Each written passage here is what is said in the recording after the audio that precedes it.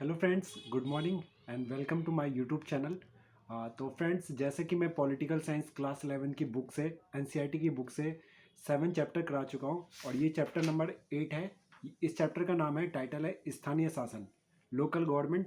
तो आइए देखते हैं लोकल गवर्नमेंट के बारे में, कौन कौन सी लोकल गवर्नमेंट के बारे में क्या क्या प्रावधान है, कौन से आर्टिकल थे, लोकल गवर्नमेंट से मतलब क्या होता है, अर्थ क्या होता है। इसके अलावा एमसीक्यू में कौन कौन से इसके इंपॉर्टेंट क्वेश्चन एग्ज़ाम में पूछे जा सकते हैं। तो अगर आप पहली बार मेरे चैनल पर आए हो तो मैं आपको बता सकता हूँ कि मैं डीएसएसबी के लिए वीडियो डालता हूँ या किसी भी गवर्नमेंट एग्ज़ाम के लिए। Basically history, political science, economics और जोग्राफी से रिलेटेड मेरी वीडियो होती है। और ये मैं एनसीईआरटी से रिलेटेड, एनसीईआरटी मटेरियल से रिलेटेड वीडियो डालता हूँ। तो जो स्थानीय गवर्नमेंट है फ्रेंड्स, हमारे इंडिया में आप सबको पता है कि 3 टायर ऑफ गवर्नमेंट होते हैं। एक होती है सेंट्रल गवर्नमेंट, एक होती है लोकल गवर्नमेंट और एक एक जिसको हमने बाद में स्टेट गवर्नमेंट, और एक होगी लोकल गवर्नमेंट। तो जो लोकल गवर्नमेंट है उसको बाद में 1992 के आसपास लाया गया था और हमारे कॉन्स्टिट्यूशन में प्रावधान करके बाकायदा उनके लिए एक उनको कंफर्म किया गया कि जो लोकल गवर्नमेंट है वहाँ के इलेक्शन होंगे प्रॉपर और वहाँ पे प्रॉपर सीट होंगी, ठीक है। और महिलाओं के लिए भी उसमें आरक्षण है, वुमेन रिजर्वेशन, एससी एसटी के लिए उसमें रिजर्वेशन है। तो ये सारी बातें लोकल गवर्नमेंट में है। तो हमें बेसिकली जो लोकल गवर्नमेंट है उसकी नीड क्यों पड़ी फ्रेंड्स, जैसे कि हम देखते हैं कि इंडिया एक फेडरल कंट्री है। India is a federal country and जो हमारा जो स्ट्रक्चर है, हमारी जो गवर्नमेंट है सेंट्रल गवर्नमेंट, वो पावर होल्ड करके नहीं रखती है बल्कि उसका पावर का डिस्ट्रीब्यूशन करती है, ठीक है। और स्टेट गवर्नमेंट में और लोकल गवर्नमेंट में ये जो पावर होती है सेंट्रल गवर्नमेंट के पास, उसका डिस्ट्रीब्यूशन करती है। तो ताकि स्टेट गवर्नमेंट भी अच्छे से वर्क कर पाए और लोकल गवर्नमेंट भी अच्छे से कार्य कर पाए। तो अब देखते हैं 73 व 74 संवैधानिक संशोधन के द्वारा इनके बारे में बात करी गई थी, ठीक है। 73वां और 74वां, 73वें तथा 74वें संवैधानिक संशोधनों का क्रियान्वयन और चुनौतियाँ। अब स्थानीय शासन देख लेते हैं क्या होता है। गांव और जिला स्तर के शासन को स्थानीय शासन कहते हैं। जो विलेज लेवल पर और डिस्ट्रिक्ट लेवल पर जो क्या होता है, जो भी गवर्नमेंट होती है उसको स्थानीय शासन कहते हैं, या आम आदमी के सबसे नज़दीक का शासन होता है। बेसिकली जितने भी जो लोकल पीपल हैं, लोकल लोग हैं, उन लोगों को अपने जो प्रॉब्लम्स हैं, they know very well compare to prime minister, ministers and member of parliament. जो उस इलाके के लोग होते हैं उन लोगों को ज़्यादा उसके बारे में क्या होता है, अपनी प्रॉब्लम्स के बारे में। तो हमारी गवर्नमेंट ने इसलिए स्थानीय स्तर पर क्या करा, लोगों को ही पावर दे दी कि आप क्या करो, इलेक्शन लड़ो और खुद अपनी जो जो आपकी समस्या है उनका क्या करो और उनको सॉल्व करो, ठीक है। तो इसमें जनता की प्रतिदिन की समस्याओं का समाधान होता है बहुत तेजी से तथा कम खर्च में हो जाता है। इसे संवैधानिक दर्जा प्राप्त है। तो इसी को क्या कहा गया है, स्थानीय शासन कहा गया है। लोकतंत्र, अब इसमें हम देखेंगे आगे कि जैसे ही पंचायती राज व्यवस्था आई थी तो उसमें सबसे ऊपर केंद्रीय सरकार, फिर राज्य सरकार, स्थानीय सरकार। और स्थानीय सरकार में भी दो है, एक तो पंचायती राज है और दूसरा है नगर पालिका। तो जो पंचायती राज है वो पंचायती राज सिस्टम है विलेज एरिया में, जो विलेज हैं, जो गांव हैं, ठीक है। और पंचायती राज की भी 3 पार्ट है, एक जिला परिषद है, एक ब्लॉक समिति है, ब्लॉक समिति या पंचायत समिति, और एक है ग्राम पंचायत। तो ग्राम पंचायत जो गांव है, गांव की पंचायत वो सबसे नीचे है, उससे ऊपर ब्लॉक समिति और उससे ऊपर जिला परिषद। ये पंचायती राज सिस्टम हमें गाँव में देखने को मिलता है बेसिकली। और जो बड़े बड़े मेट्रो सिटी है, नगर पालिका है, म्यूनसिपल, जो जिनको हम नगर पालिका या नगर निगम बोलते हैं, ये जो मेट्रो सिटी है जैसे दिल्ली हो गई, कलकत्ता हो गया, ठीक है, मद्रास हो गए, बड़े बड़े शहर हो गए, इंदौर हो गया, अहमदाबाद हो गया। तो वहाँ पे नगर पालिका चलती है या नगर निगम होती है। तो सबसे ऊपर नगर निगम होती है, फिर नगर पालिका और नगर परिषद, और इनके जो मेंबर होते हैं उनको वार्ड मेंबर बोलते हैं।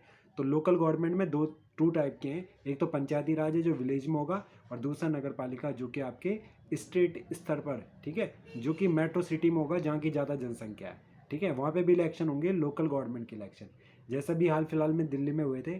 तो इसमें पहले आम आदमी पार्टी, इसमें आम आदमी पार्टी जीत गई, पहले बीजेपी थी, ठीक है फ्रेंड्स। और इनके मेंबर को कहते हैं वार्ड मेंबर, ठीक है। और इसी तरह गांव के जो इलेक्शन होते हैं वो होते हैं पंचायत के इलेक्शन, ग्राम पंचायत के इलेक्शन। और हर जितने भी विलेज के जो मेंबर होते हैं वो अपने इलेक्शन के थ्रू क्या करते हैं, अपने प्रतिनिधि का चुनाव करते हैं। अब एक बात रही कि हमें स्थानीय शासन की आवश्यकता क्यों होती है, मजबूत लोकतांत्रिक व्यवस्था कायम करने के लिए, ठीक है।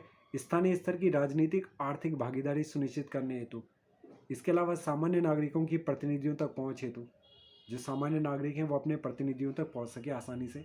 तो अगर हम क्या करते हैं कि जैसे मैं लोकल गवर्नमेंट में पंचायत का प्रधान हूँ, तो मेरे इलाके के लोग, उस गांव के लोग मेरे को अच्छी तरह जानते होंगे, तो मेरे पास आएंगे, प्रॉब्लम्स बताएंगे, मुझे खुद भी उन समस्याओं का ज़्यादा पता होगा। कार्य को सफल व तीव्र गति से करने के लिए, जन कल्याणी कार्य करने के लिए भी हमें स्थानीय शासन की आवश्यकता होती है। आपसी सामंजस्य व सफल प्रशासन के लिए भी हमें किसकी, स्थानीय शासन की आवश्यकता होती है। और भारत में स्थानीय शासन का विकास कैसे हुआ, इसके बारे में देखते हैं। प्राचीन भारत में अपना शासन खुद चलाने के लिए वाले समुदाय सभा थे, लेकिन पहली बार 1882 में, आधुनिक समय में क्या हुआ था, निर्वाचन हुए थे 1882 में। और उसके बाद इसको उस टाइम मुकामी बोर्ड कहा जाता था। और 1990 के भारत सरकार अधिनियम, 1919 के भारत सरकार अधिनियम के बनने के बाद अनेक प्रांतों में ग्राम पंचायतें बनी। बाद में अनेक प्रांतों में, प्रांत कहते हैं जो थोड़ा बड़ा एरिया होता है प्रोविंस को, उसमें अनेक ग्राम पंचायतें बनी। अब हम देखते हैं स्वतंत्र भारत में स्थानीय शासन। ठीक है, तो जो हमारा जो इंडिपेंडेंट है इंडिया है, फ्री इंडिया है, तो उसमें किस तरह से जो स्थानीय लोकल गवर्नमेंट है वो आई। तो संविधान के 73वें 74वें संविधान संशोधन के बाद स्थानीय शासन को मजबूत आधार मिला। ठीक है, संविधान में संशोधन किया गया था 73वें नंबर का और 74वें नंबर का, याद रखना हमेशा 73 और 74 नंबर। इससे पहले 1952 का सामुदायिक विकास कार्यक्रम इस क्षेत्र में एक अन्य प्रयास था। इस पृष्ठभूमि में ग्रामीण विकास कार्यक्रम के तहत एक त्रिस्तरीय पंचायती राज व्यवस्था की शुरुआत हुई थी। तो जो त्रिस्तरीय मतलब 3 टायर पंचायती राज सिस्टम पहली बार 1959 में की BR समिति, ठीक है, BR समिति की सिफारिश पर की गई थी, 1959 में हुई थी। ये निकाय वित्तीय मदद के लिए प्रदेश तथा केंद्रीय सरकार पर बहुत ज़्यादा निर्भर थे। निकाय का मतलब होता है संस्था, ऑर्गेनाइजेशन। सन 1987 के बाद स्थानीय शासन की संस्थाओं के गहन पुनरावलोकन की शुरुआत हुई और 1989 में PK थुंगन समिति ने स्थानीय शासन को निकायों को संवैधानिक दर्जा प्राप्त करने की सिफारिश करी। तो फ्रेंड्स, एक बहुत ही इंपॉर्टेंट नाम है 1989 में PK थुंगन समिति। ठीक है, एक समिति थी, उसने बताया कि इनको क्या करो, संवैधानिक दर्जा दो। ठीक है, कॉन्स्टिट्यूशनल इनको पावर मिले। ब्राज़ील के संविधान में प्रांत, संघीय, जिले तथा नगरपालिका परिषद की व्यवस्था है। संविधान का 73वां और 74वां संविधान संशोधन तो सन 1992 में आया था। ये संसद में 73वां और 74वां संविधानिक संशोधन। जो 73वां है फ्रेंड्स, 73 जो संविधान संशोधन है वो ग्राम से संबंधित है, गांव से। इसका संबंध पंचायती राज व्यवस्था से है। और 74वां संविधान शहरों में स्थानीय शासन से है। जिस तरह से गाँव का शासन है तो वो 73 नंबर का संशोधन है, और गांव का है वो 74 नंबर का संशोधन है। अब त्रिस्तरीय ढांचा देख लेते हैं गांव में। तो सबसे नीचे ग्राम पंचायत होती है, फिर उससे ऊपर ब्लॉक समिति होती है, और सबसे ऊपर जिला पंचायत होती है। ठीक है, तो ये त्रिस्तरीय 3 टायर सिस्टम है गाँव में। ठीक है फ्रेंड, चुनाव देख लेते हैं। पंचायती राज संस्थाओं के 3 स्तरों के चुनाव सीधे जनता करती है, और जनता चुनाव करती है उसी ग्राम सभा के लोग। ठीक है, जिस ग्राम सभा में चुनाव होंगे वो लोग अपने प्रतिनिधि को चुनते हैं। और अगर आपको ग्राम सभा का क्या बनना है, प्रधान बनना है, तो आपकी उम्र कम से कम 21 साल होनी चाहिए। लेकिन वोट कास्ट करने के लिए आपकी जो एज है वो कम से कम आपकी 18 होनी चाहिए। इसके अलावा इसमें आरक्षण भी मिला हुआ है महिलाओं के लिए। एक और बात बता दो फ्रेंड्स आपको, 1992 से पहले हर साल इनके इलेक्शन नहीं होते थे, मतलब हर 5 साल में। तो उसके बाद जब संवैधानिक दर्जा प्राप्त हो गया तो उसके बाद संविधान में ये लिखा गया, 73 और 74 संवैधानिक संशोधन में, कि अब समय समय पर इनके चुनाव कराना राज्य की जिम्मेदारी है। तो राज्य चुनाव आयोग क्या करता है, स्टेट इलेक्शन कमीशन इनके चुनाव को क्या करता है, पूरा कराता है, कंप्लीट कराता है। तो ये बात हमें ध्यान रखनी है। उससे पहले हम देखते हैं कि कभी होते थे कभी नहीं होते थे, लेकिन 1992 के बाद प्रॉपर ही होने लगे हैं, प्रॉपर रूप से। आरक्षण मिला हुआ है महिलाओं के लिए, 1/3 सीट आरक्षित है, मतलब 33% आरक्षण है महिलाओं के लिए। ठीक है, अनुसूचित जाति SC और ST के लिए, अनुसूचित जनजाति के लिए उनकी जनसंख्या के अनुपात में आरक्षण का प्रावधान है। तो गाँवों में हम देखते हैं कई बार SC और ST की सीटें आती है। यदि प्रदेश की सरकार चाहे तो अन्य पिछड़ा वर्ग OBC की सीटों को भी आरक्षण दे सकती है। ठीक है, तो कुछ स्टेट ऐसे हैं जहाँ पे OBC की संख्या ज़्यादा होगी, तो वहाँ की गवर्नमेंट उनको भी आरक्षण प्रदान कर सकती है। तो ये बात हमें ध्यान रखनी है। भारत में अनेक प्रदेशों के आदिवासी जनसंख्या वाले क्षेत्रों को 73वें संशोधन के प्रावधानों से दूर रखा गया। ठीक है, परंतु सन 1996 में एक अलग कानून बनाकर पंचायती राज के प्रावधानों में इन क्षेत्रों को भी शामिल कर लिया गया था। तो पहले तो हम देखते हैं कि जो आदिवासी जनसंख्या वाले क्षेत्र थे उन्हें ग्राम पंचायतों में नहीं रखा गया, ठीक है, वहाँ के लिए जरूरी नहीं थे इलेक्शन, लेकिन बाद में 1996 में इसको भी शामिल कर लिया गया। राज्य चुनाव आयुक्त होते हैं प्रदेश के लिए, यह जरूरी है कि वे राज्य चुनाव आयुक्त नियुक्त करें, और हर प्रदेश में हर जो स्टेट होता है, जो हमारी सेंट्रल गवर्नमेंट होती है वो नियुक्त करती है वहाँ पे क्या, राज्य चुनाव आयुक्त की, और उसकी जिम्मेदारी होती है कि पंचायती राज संस्थाओं को चुनाव संपन्न कराए निष्पक्ष रूप से समय पर, ठीक है, और उनके नतीजे भी समय पर जारी हो। ये किसकी जिम्मेदारी होती है, राज्य चुनाव आयोग की। इसमें किसके चुनाव कराते हैं, ग्राम पंचायत के, पंचायत समिति के, ठीक है, तो ये बात हमें ध्यान रखनी है। इसी तरह स्टेट स्तर पर होगा तो वहाँ पे वार्ड मेंबर के चुनाव कराएंगे, ठीक है फ्रेंड्स। राज्य वित्त आयोग, प्रदेश की सरकार के लिए जरूरी है कि वो हर 5 वर्ष पर एक प्रादेशिक वित्त आयोग बनाए, एक वित्त आयोग बनाता है, और ये आयोग प्रदेश में मौजूद स्थानीय शासन के संस्थाओं की आर्थिक स्थिति की जानकारी रखेगा। ये बात ध्यान रखनी है आपको, ठीक है। राज्य वित्त आयोग 74वां संशोधन, ये किससे है, ये शहरी स्थानीय शासन से अर्थात नगर पालिका से, ठीक है फ्रेंड्स। जो 74वां है वो नगर पालिका से है। कैसे याद करोगे, छोटा कौन होता है, गांव होता है, तो पहले 73वां आएगा, फिर उसके बाद बड़ा कौन होता है, नगर होता है, तो फिर बड़ा वाला आएगा 74वां नंबर। ये बहुत ही आसान फॉर्मूला है। 73 छोटा तो गांव छोटा, गांव के लिए, पंचायत के लिए 73वां संविधान संशोधन, और अगला वाला 74 राज्यों के लिए। तो शहरी इलाके, ऐसे इलाके में कम से कम 5000 की जनसंख्या हो, कामकाजी पुरुष कम से कम 75% खेती बाड़ी से अलग काम करते हो, मतलब वो खेती बाड़ी ना करते हो, 75% ऐसे लोग हों, और जनसंख्या का घनत्व तो कम से कम 400 प्रति वर्ग किलोमीटर हो, मतलब 1 किलोमीटर एरिया में कम से कम 400 लोग रहते हैं। तो दिल्ली जैसे शहरों में तो 1 किलोमीटर एरिया में हजारों लोग रहते हैं, ठीक है फ्रेंड्स। उन्हीं को शहरों का दर्जा दिया जाता है। विशेष देख लेते हैं, अनेक रूप में 74वां संविधान संशोधन 73वें संविधान का दोहराव है, लेकिन यह संशोधन शहरी क्षेत्रों से संबंधित है।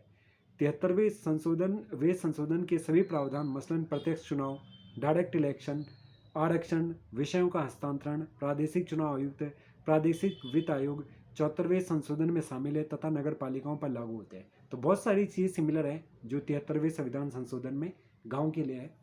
73वें और 74वें संविधान संशोधनों का क्रियान्वयन देख लेते हैं। तो 1994 से 2023 के दौरान हम देख लेते हैं। इस अवधि में प्रदेश में स्थानीय निकायों के चुनाव अनेक बार हो चुके हैं। भारत में बहुत सारे चुनाव हो चुके हैं अभी तक, और स्थानीय निकायों के चुनाव के कारण निर्वाचित जनप्रतिनिधियों की संख्या में निरंतर भारी बढ़ोतरी हो रही है। तो जो हमारे रिप्रेजेंटेटिव होते हैं, जो चुनाव लड़ते हैं, और महिलाओं की शक्ति और आत्मविश्वास में भी काफ़ी वृद्धि हुई है इसके द्वारा। विषयों का स्थानांतरण देख लेते हैं। तो संविधान के इन संशोधनों ने 29 विषयों का स्थानीय शासन के हवाले किया है। तो फ्रेंड्स, एज यू नो, बहुत तरह की लिस्ट होती है, जैसे होती है सेंट्रल लिस्ट, एक होती है स्टेट लिस्ट, एक होती है आपकी कंकरेंट लिस्ट जिसको हम समवर्ती सूची बोलते हैं, केंद्र सूची या संघ सूची, राज्य सूची और समवर्ती सूची। इसके अलावा रेसिडेंट लिस्ट भी होती है, ठीक है। तो 29 विषयों को स्थानीय शासन के हवाले कर दिया है। तो 29 ऐसे लिस्ट हैं जिनको स्थानीय शासन के हवाले कर दिया है। ये सारे विषय स्थानीय विकास तथा कल्याण की ज़रूरतों से संबंधित है। तो फ्रेंड्स, इस चैप्टर में ये इतना ही था। अब जिस तरह से अगर आपको नई वीडियो देखी, अगर आपको ये थोड़ी सी भी समझ आ रही है तो आपको इसको 1-2 बार देखोगे तो और ज़्यादा समझ में आएगी, और साथ में आप कहीं से पढ़िए इसके बारे में, स्थानीय शासन के बारे में। इसके अलावा मैं आपको ये बता दूं कि नेक्स्ट वीडियो में मैं इसके डालूंगा कि जो MCQ के क्वेश्चन कौन कौन से पूछे जा सकते हैं, या और जो ये बुक है मैं इससे पढ़ा रहा था अभी, ये दिल्ली गवर्नमेंट की बुक है। दिल्ली गवर्नमेंट, जो दिल्ली के गवर्नमेंट स्कूल हैं वहाँ पे ये स्टूडेंट्स को प्रोवाइड की गई है 11th क्लास के। तो फ्रेंड्स, वहाँ से मैंने पढ़ाया है, तो काफ़ी ऑथेंटिक है। तो फिर मिलेंगे नेक्स्ट वीडियो में। आई होप सो ये वीडियो आपको पसंद आई होगी। अगर पसंद आई है तो आप इसको सब्सक्राइब करें चैनल को, और वीडियो को शेयर करें। थैंक यू सो मच, और अपनी तैयारी करते रहें। मन नहीं भी कर रहा तो थोड़ी सी पढ़ाई करें, फिर थोड़ी सी करें, और इसको बढ़ाते रहें। ठीक है फ्रेंड्स, एग्ज़ाम के लिए all the best. Thank you.